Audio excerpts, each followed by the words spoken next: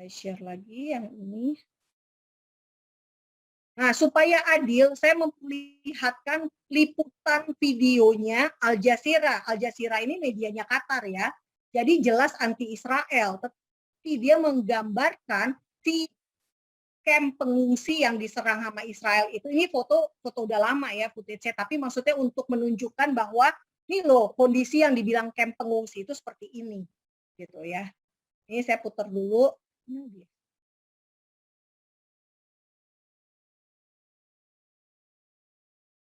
Nah, ini memang videonya nggak ada suaranya Bapak Ibu.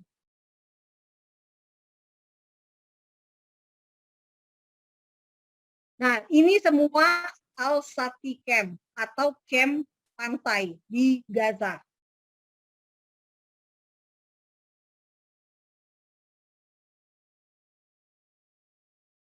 Jadi, ketika Israel menyerang salah satu tempat di sini, sangat mungkin kena dengan warga sipil. Karena apa ya yang tadi dikatakan IDF itu, lokasi target IDF sangat dekat dengan masjid dan TK.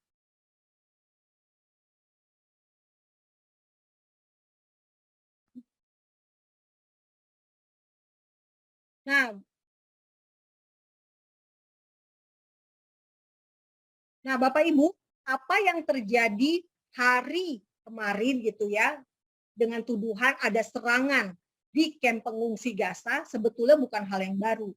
Karena tahun 2014 Hamas pun melakukan hal yang sama. Gitu. Mereka mempunyai ini yang namanya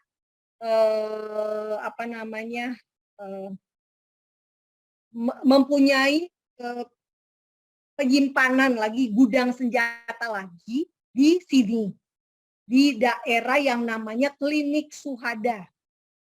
Dan inilah yang disasar oleh IDF. Jadi, apa yang terjadi sekarang ini hanya ulangan dari apa yang terjadi dulu gitu. Strategi mereka sama aja. Jadi, Bapak Ibu bayangkan ya, ini kuning, segitiga kuning ini adalah titik pelontar roketnya, pelontar rudalnya. Mereka menempatkannya di sini, di dekat lapangan basket. Di sini, medical facility ya, fasilitas medis, klinik Suhada ada 4. Dan lagi di sebelah sini, perumahan. Jadi Anda bisa bayangkan sendiri gimana nggak kejam, gimana kejamnya gitu ya orang-orang ini.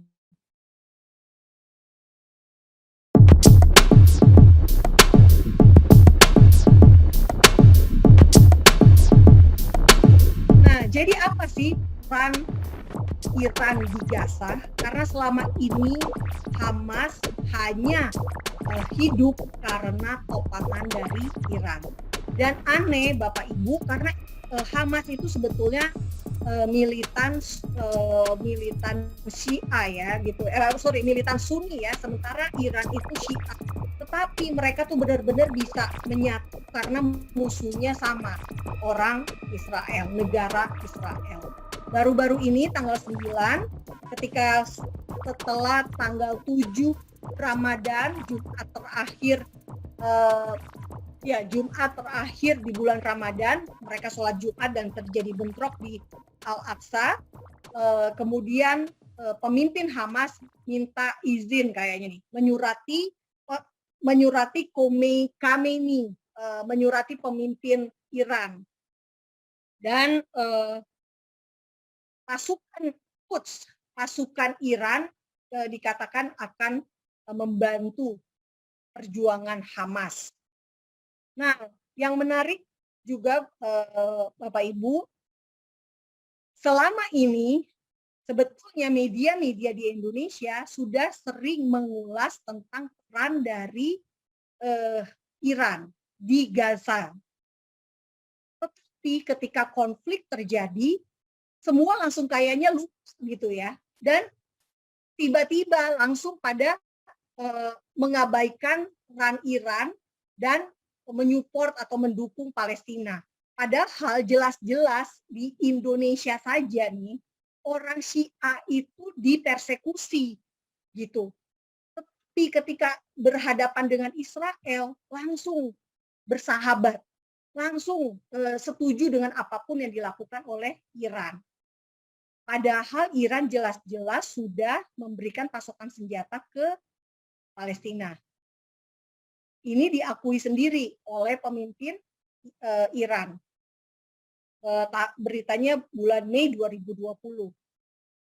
Dan kemudian juga ada fakta bahwa ketika si Iran nggak bisa kirim senjata, maka mereka tuh tahun 2012 ya Bapak Ibu, tahun 2012 ini mereka mengirimkan ahlinya, kirim teknologinya ke sini, bukan hanya senjatanya. Nah ini mengingatkan saya pernah liputan ya, waktu itu saya dikasih tahu oleh orang BNN, mereka baru menyergap, baru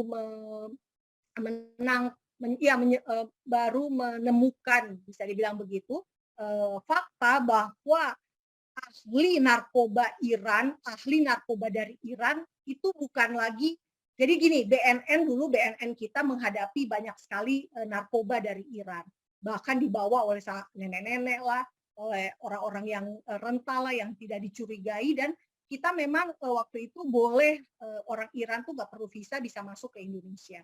Nah kemudian ternyata lama-lama pasokannya berkurang gitu. Ternyata bukannya karena tidak ada lagi, tapi rupanya ahlinya udah ada di Jakarta. Jadi mereka waktu itu sewa apartemen dan bikin bikin narkobanya langsung di sini, bahan kimianya. Jadi ahli kimianya didatangkan. Jadi ini sama gitu ya. Mereka nggak bisa kirim rudal, ya udah mereka bikin rudalnya di Gaza. Nah ini tahun 2012. Nah kemudian Iran jelas-jelas akhirnya dipuji, ini berita dari Republika, bahwa dia berjasa untuk intifada Palestina. Nanti intifada itu apa kita bahas. Jadi intinya adalah, nah kemudian Hamas tahun 2013 ternyata dikatakan Hamas pulih hubungan dengan Iran. Kenapa? Karena sebetulnya Hamas waktu itu di tahun-tahun ini ya, kita bicara sedikit geopolitik Bapak Ibu, supaya Bapak Ibu punya perspektif juga. Tahun 2000 pada saat mulainya konflik di Suriah, tahun 2013-2014 sudah mulai ada ISIS. Nah, sebetulnya Hamas itu membantu orang-orang militan-militan Sunni di Suriah. Tetapi bosnya si Iran membantu orang-orang Syiah pemerintah di Suriah. Jadi akhirnya sempat bersitegang Hamas dengan Iran, dan akhirnya gitu ya, akhirnya ya sudah mereka bersitegannya sebentar doang, sementara aja. Si pemimpin Iran ini si pemimpin Hamas sampai ngambek, pindah dari Damaskus, akhirnya pindah basis ke Qatar.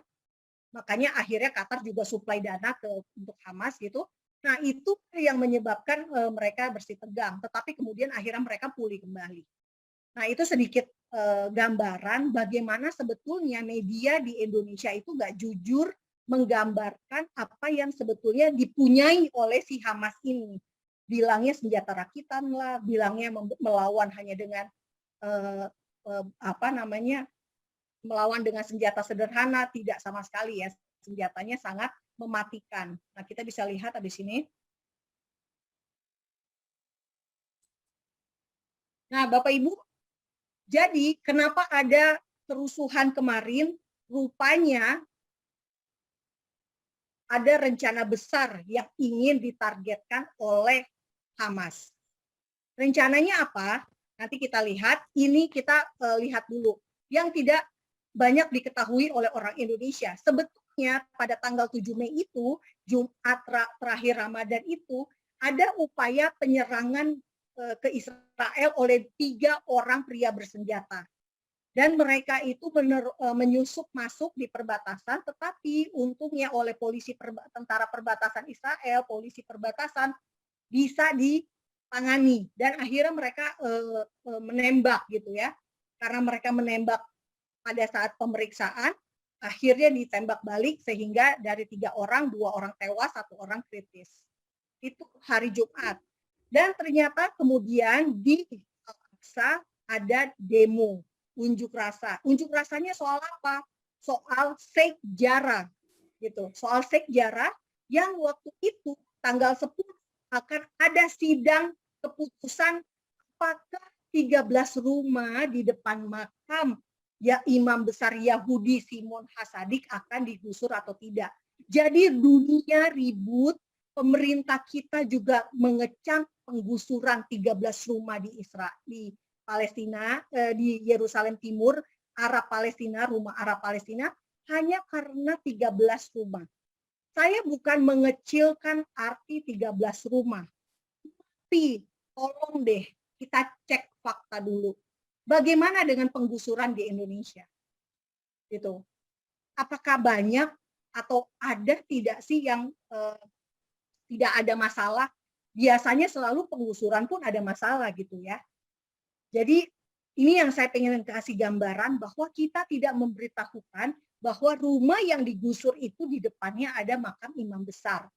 Nah, kalau kita bicara imam besar, berarti imam besar ini kan dulu hidupnya di masa ada bait suci. Dan berarti itu di masa Romawi, karena imam besar bait suci terakhir adanya di masa Romawi. Jadi kalau mau ditanya duluanan mana, ya tentu saja duluanan orang Yahudi ada di tanah tersebut. Tetapi kenapa bisa ada Arab Palestina punya rumah di Yerusalem Timur? Sebab pada tahun 1948 ketika Arab Israel terjadi, Yerusalem Timur dikuasai oleh Yordania, bukan Palestina, Bapak Ibu. Jadi jangan pernah lupa, tahun 1948 sampai 1967 Yerusalem Timur dikuasai Yordania. Gaza dikuasai oleh Mesir. Itu ya. Jadi tidak pernah Palestina berkuasa di dua wilayah tersebut. Nah, jadi mereka protes dan membawa bendera Hamas. Ini sesuatu yang aneh karena orang-orang yang masuk ke sini, orang-orang yang masuk ibadah di Al-Aqsa biasanya orang-orang Arab Israel atau orang-orang dari Palestina tapi dari wilayah tepi barat. Gitu ya, paling ya yang bisa masuk ke sini ibadah di sini adalah orang-orang yang tidak punya izin masuk ke dari Gaza ke Israel. Jumlahnya tuh sangat terbatas karena Israel hanya memberikan izin sekitar 5.000 untuk orang sakit yang mau berobat, orang yang kuliah sama orang yang kerja. Jadi bisa jadi sudah ada penyusup di tepi barat yang pro Hamas atau orang-orang di tepi barat juga sudah mulai beralih dari Fatah menjadi Hamas. Nah, yang tidak diberitakan juga adalah bahwa yang menjadi korban bukan hanya orang Palestina, tapi juga polisi gitu. Polisi Israel juga jadi korban tim dan memang awal mulanya memang mereka lah ditimpuk duluan karena ada batu di dalam masjid dan ada batu di luar masjid ya yang disiapkan, ada petasan. Dan untuk dipakai membakar pohon, melempar ke arah polisi Israel. Jadi bagaimana mungkin kita di Indonesia berharap tidak ada korban jiwa ya dalam rusuh massa seperti itu. Padahal kita mengalami sendiri bagaimana waktu ada demo di depan Bawaslu menolak hasil pemilu sampai tank turun gitu ya, ada tank di depan Bawaslu, lalu ada orang-orang 212 semuanya demo di situ, maksudnya masa 212 ikutan turun, orang-orang yang menolak hasil pemilu ikutan turun, dan hasilnya apa? 3 orang tewas karena demo. Jadi kita seringkali melihat Israel dengan mengabaikan ya, tidak melihat ke diri kita sendiri dulu, ke Indonesia ini udah benar belum sih gitu ya. Nah, itu dia. Jadi ini tolong Bapak Ibu supaya memahami kronologi kenapa akhirnya terjadi bentrok. Karena memang disengaja.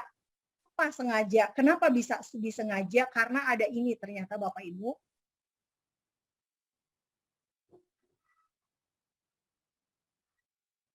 Udah kedengaran suaranya belum? Suaranya belum. Suaranya belum ya? Sepertinya harus share audio juga itu. Ada share Iya, audionya. Bentar ya.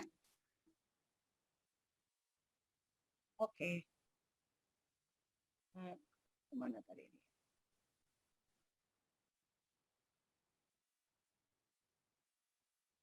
اليهود كلها يتقي Ulang ya. على العرق من هان 5 شيكل بيشتري لك سكينه واضي يمضيها وهنا على طول حزه 5 شيكل.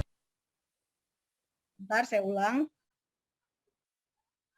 5 شيكل إنك تذل دولة الكاد لا تجدن أشد الناس عداوة للذين آمنوا اليهود والذين أشركوا لقد أفسد اليهود لقد تغطرس اليهود وآن الآن حسابهم وآن الآن تدميرهم على أيديهم.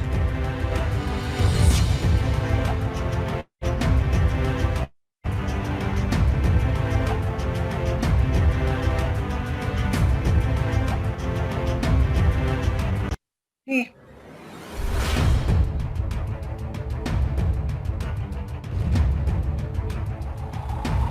وبدنا إياكم يا أهل القدس بالسكاكين امعى برقاب اليهود كلها يتقيس على العرق من هان 5 شيكل بيشتري لك سكينه واضي يمضيها وهنا على طول حزه 5 شيكل 5 شيكل انك تذل دولة الكاد لا تجدن اشد الناس عداوة للذين امنوا اليهود والذين اشركوا لقد افسد اليهود لقد تغطرس اليهود وآن الآن حسابهم وآن الآن تدميرهم على أيديهم.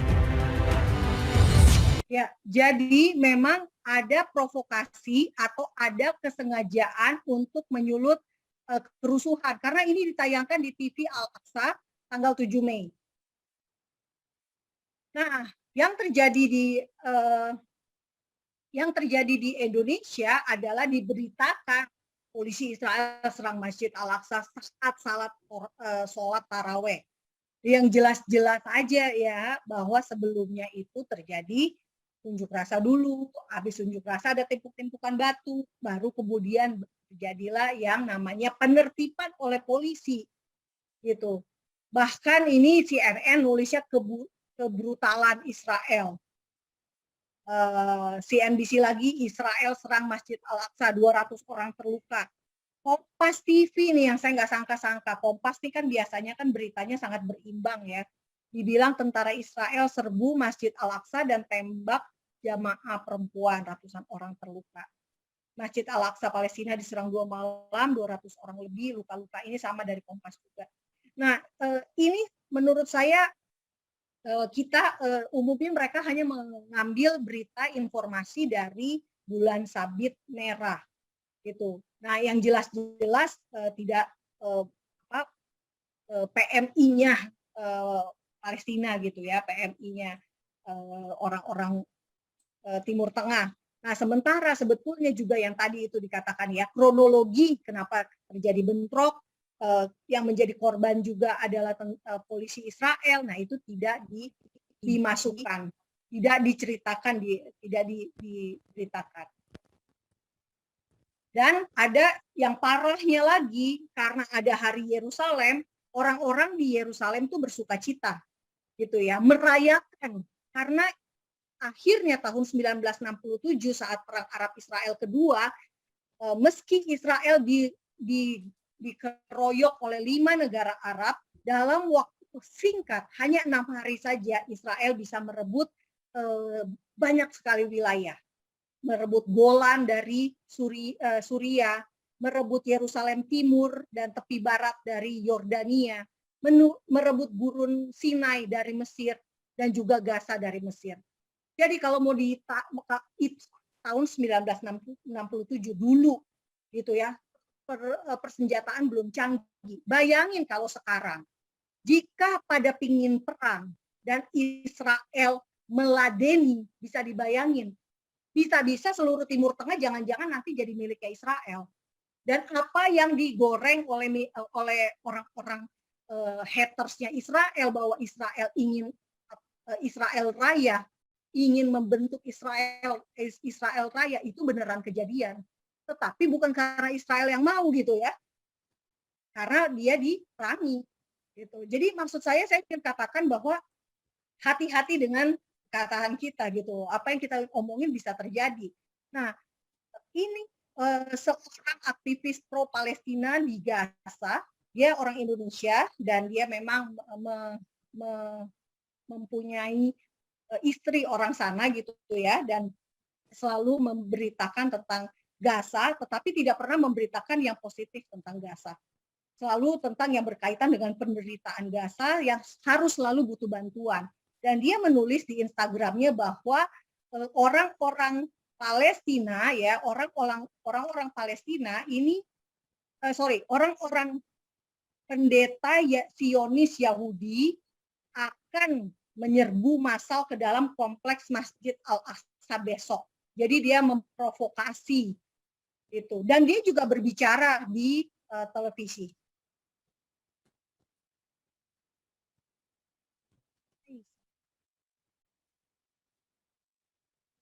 Nah, dia juga bicara di televisi tentang aktivis media dan pro Palestina bohong ini ada di YouTube Fakta Israel. Jadi Bapak Ibu bisa lihat ya nanti kata pernyataannya seperti apa gitu. Saya nggak usah tulis, nggak usah saya putar di sini. Dan juga ada gambaran tentang orang-orang Palestina bersuka cita katanya karena Al-Aqsa ada pelataran Al-Aqsa dan pohon terbakar. Itu sama sekali salah.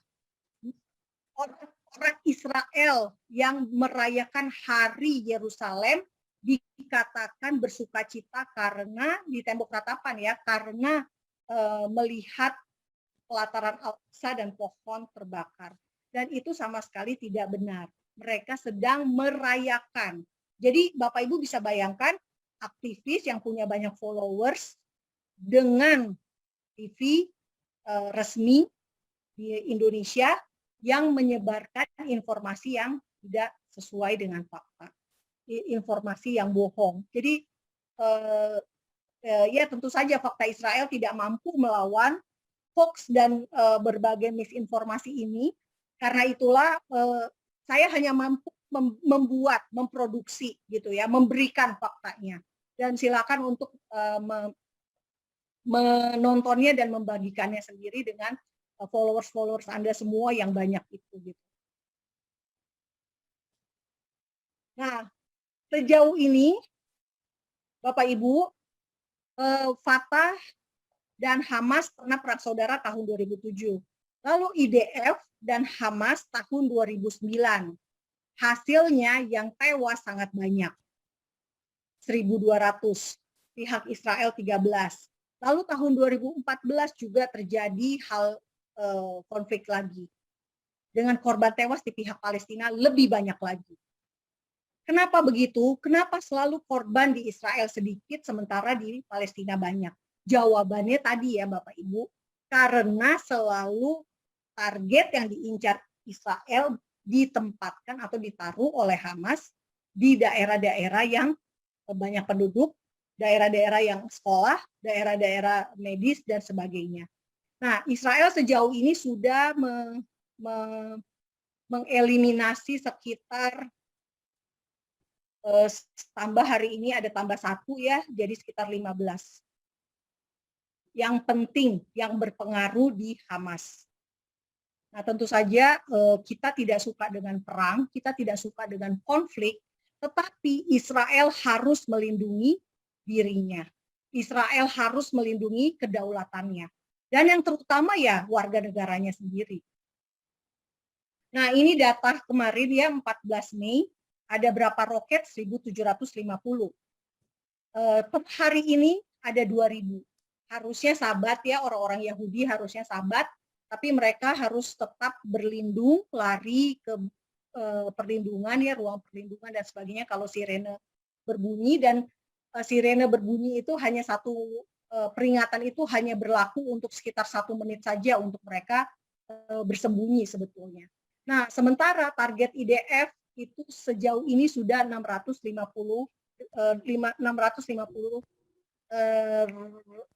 sasaran yang dan kena gitu ya, yang berhasil dilumpuhkan oleh Israel. Nah, jadi Bapak Ibu, ini data-data ini saya sajikan untuk Bapak Ibu punya bayangan betapa kasihannya Israel gitu ya. Rudalnya 2.000, sementara wilayahnya tadi Bapak Ibu sendiri bisa lihat petanya deket banget ya, jaraknya kecil banget, lokasinya tuh deket sekali. Jadi sangat berbahaya. Nah, ini gambar peta ya, peta yang dari IDF sendiri, ketika sirene berbunyi. Di wilayahnya merah semua nih. Itu di wilayah yang ada sirenenya ini berarti ada penghuni ya, ada kota, komunitas, sehingga mereka harus menyelamatkan diri. Nah, ini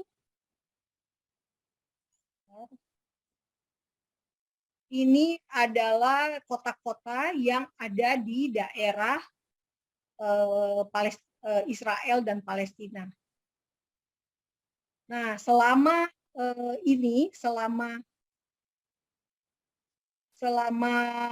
konflik karena bentrok di Al-Aqsa jadi dari Jumat sampai hari ini, seminggu ini, di daerah-daerah ini, Bapak Ibu, daerah-daerah kota-kota Palestina ini, lucunya ikut-ikutan rame, ikut-ikutan bakar-bakaran, ikut-ikutan pawai gitu ya, ikut-ikutan bikin rusuh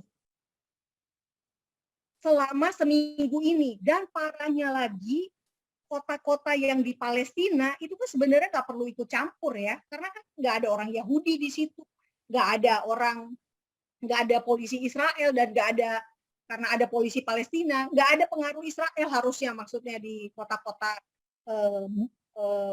Palestina tersebut. Bethlehem misalnya, kan udah benar-benar sudah dikasih oleh Israel untuk Palestina.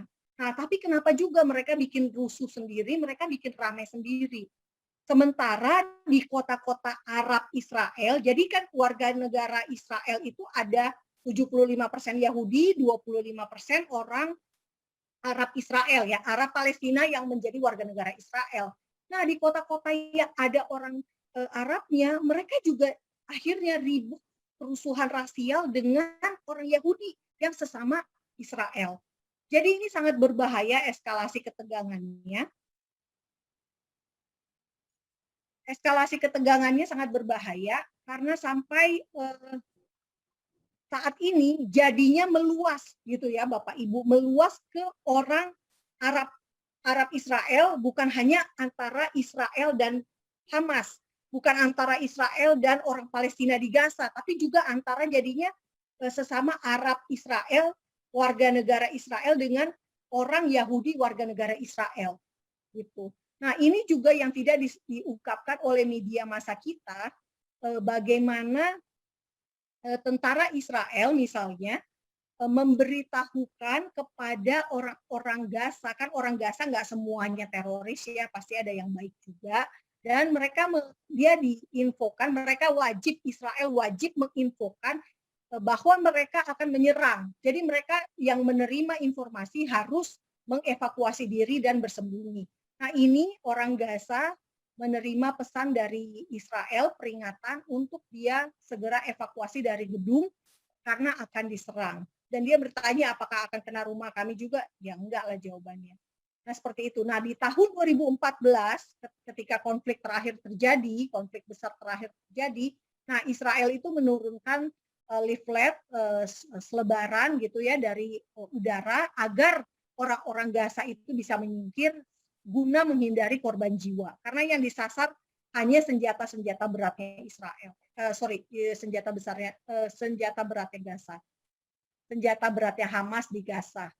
Nah, ini dia Bapak Ibu, lagi-lagi saya sangat salut dengan IDF karena sangat transparan, memberikan informasinya tuh sangat baik ya. Mereka memberikan informasinya tuh rajin gitu loh.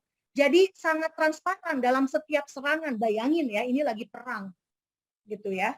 Lagi perang tapi mereka menginformasikan mereka sendiri gitu ya. Orang mereka sendiri yang menginformasikan. Jadi bukan wartawan tapi mereka sendiri. Mereka menyampaikan, oh kami menyerangnya di sini. Alasannya kenapa?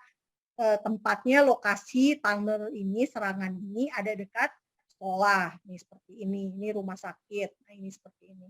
Dan gedung-gedung, ini masjid ya, yang gambar nggak ada di sini, nggak ada masjid. Jadi ini doang nih, ada rumah sakit, kemudian ada sekolah. Jadi ini ada 4 sekolah ya, 1, 2, 3, 4, dan ini rumah sakit. Jadi bayangin Bapak Ibu, target Israel sangat dekat dengan sekolah. Gitu. Jadi nggak mungkin Israel akan menyerang kalau ada anak sekolah. Dan sejauh ini, menurut data informasi yang diberikan oleh IDF sendiri, sampai hari ini dari 2.000-an roket yang diserang oleh Hamas, dilontarkan oleh Hamas ke arah Israel, 350 itu jatuh di lahannya atau wilayahnya Hamas sendiri, alias di Gaza. Jadi bisa jadi korban tewas yang disebutkan media, Israel menyerang, jatuh korban sekian, Israel menyerang, menewaskan sekian, itu korban dari salah tembaknya si Hamas sendiri.